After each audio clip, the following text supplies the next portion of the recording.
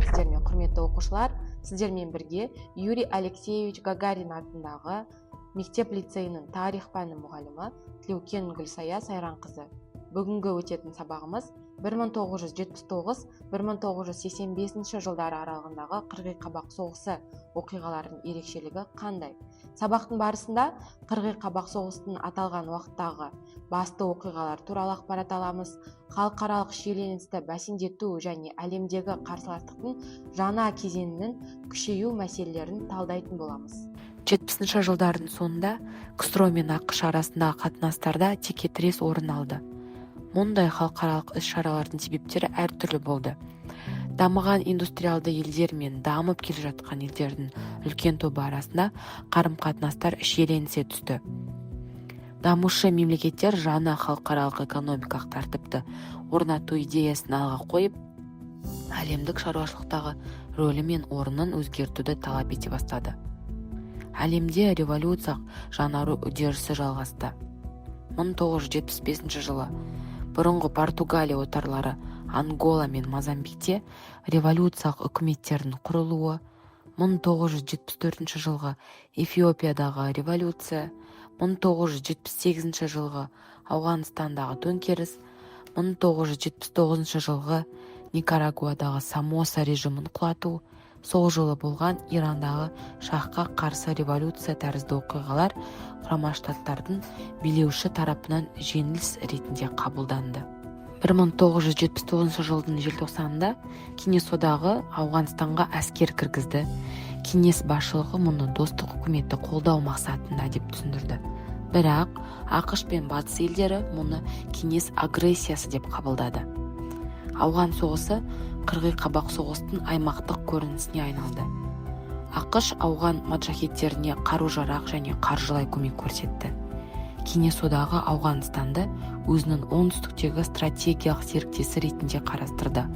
1979 жылы КСРО басшылығы Ауғанстандағы коммунистік үкіметке көмек көрсету туралы шешім қабылдап, ресми түрде бұны интернационалдық көмек деп жариялады.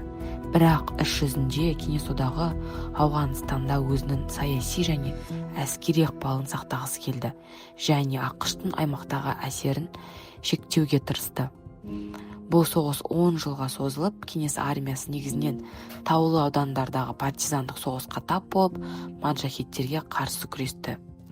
Бұл топтарға ақш, Пәкістан, Сауд Арабиясы және Қытай тарапынан қару мен қаржылай көмек көрсетілді.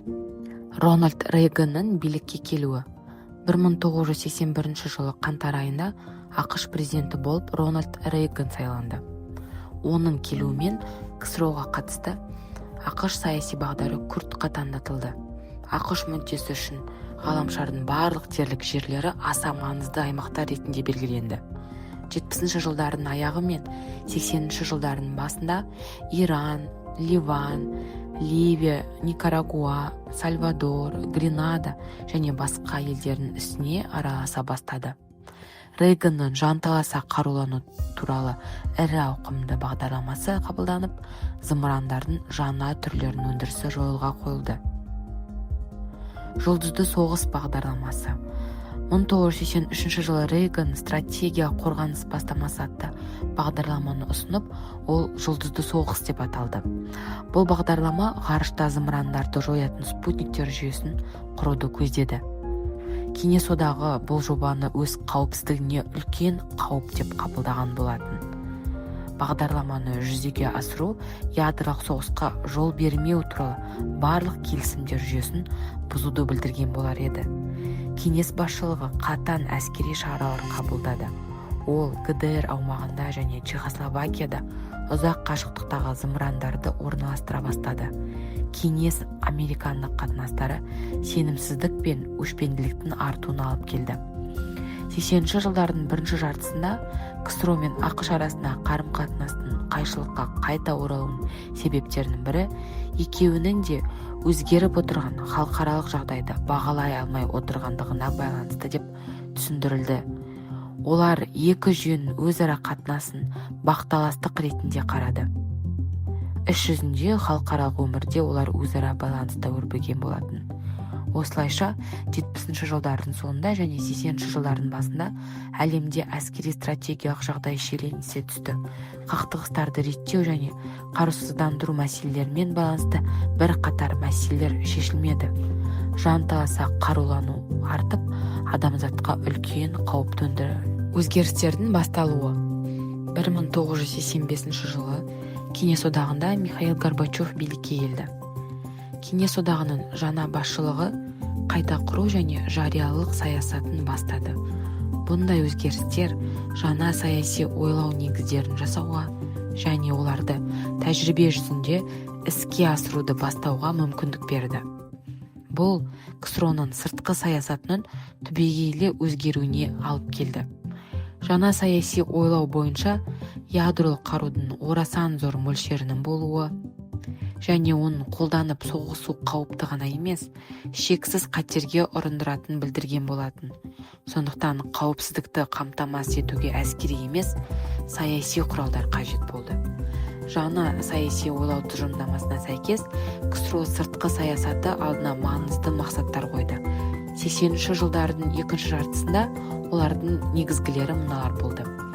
Әскери салада ядролық державалардың бір-біріне және үшінші мемлекеттерге қарсы соғыстан бас тартуы, саяси салада халықтардың егемендік құқықтарын олардың даму жолы мен түрін таңдауына құрметпен қарау, экономикалық салада халықаралық істерде кемсітушілікке жол бермеу, оқшаулаудан, санкциялардан бас тарту, жаһандық мәселелерді шешудегі күш-жігерді біріктіру және гуманитарлық салада бейбітшілік, қарусыздану, халықаралық қауіпсіздік идеяларын таратудағы ынтымақтастық, геноцидті, нәсілдік кемсітушілікті жою, мәдениет, өнер, ғылым, білім беру, медицина саласындағы ынтымақтастықтың жаңа нысандарын іздеу және нығайту. Осы жаңа тұжырымдама негізінде КСРО стратегиялық қару-жарақты қысқарту мәселесінде Құрама Штаттарымен ымыраға келуге, Батыс Еуропа елдерімен экономикалық және саяси байланыс орнатуға, Қытай Халық Республикасымен қарым-қатынастарды қалыпқа келтіруге, Шығыс Еуропа елдерінің саяси режимдерін реформалауға жәрдемдесуге, адам құқықтары саласындағы саясатты өзгертуге және КСРО заңнамасын халықаралық нормаларға сәйкес әзірлеуге ұмтылды. 1987 жылдың желтоқсанында Вашингтонда екі мемлекеттің басшылары Горбачев пен Рейган орта және шағын қашықтықтағы зымырандарды қысқарту туралы келісімшартқа қол қойды. Бұл тарихтағы халықаралық ұйымдардың қатаң бақылаумен өткен ядролық қарудың екі класын жоюды көздейтін алғашқы келісім болды. Нәтижесінде екі ел арасындағы қатынастар айтарлықтай жақсара түскен болатын. Ал енді оқушылар, мына тапсырмаларды орындайық. Бірінші тапсырма: экранда шыққан QR кодты сканерлеп, картадан жұп болып бір социалистік және бір капиталистік елді көрсету.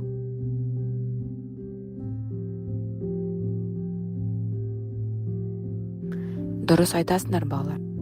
Қырғи қабақ соғысы жылдары барлық әлем екі жаққа бөлініп кеткен болатын. Сол бір жағы егер социалистік елдерді қолдаса, екінші жағы капиталистік елдер болды.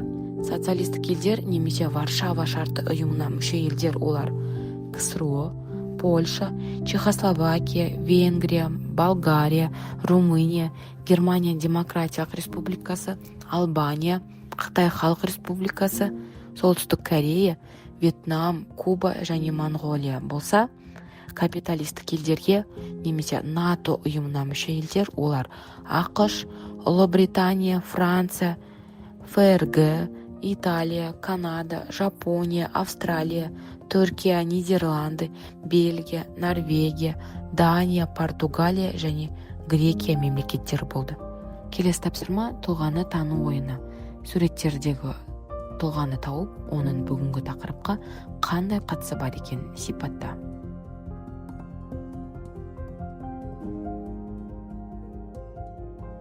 Дұрыс айтасыңдар балалар. Бірінші суретте Рональд Рейган, Америка Құрама Штаттарының президенті. Екінші суретте Михаил Горбачев, Кеңес одағының хатшысы. және Никита Хрущев Кеңес одағының 1953-1964 жылдардағы хатшысы. Бүгінгі біздің сабағымызға қатысты ол екі тұлға, Горбачев пен Рональд Рейган.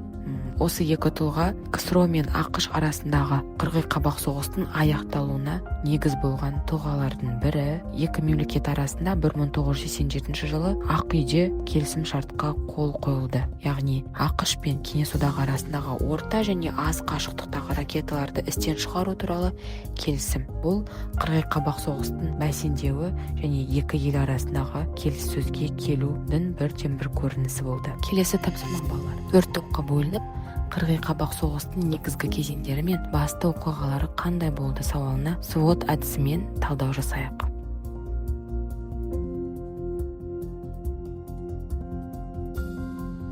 Ал енді жауабын тексерейік.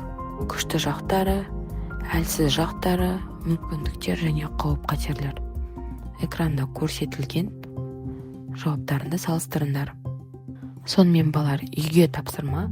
Қырғи қабақ соғыстың негізгі кезеңдері мен басты оқиғаларын Пил стратегиясы арқылы талдап келу. Яғни P-point көзқарас, evidence дәлел, explain түсіндіру және conclusions қорытынды. Осымен сабағымыз аяқталды. Тыңдағандарыңызға көп рахмет.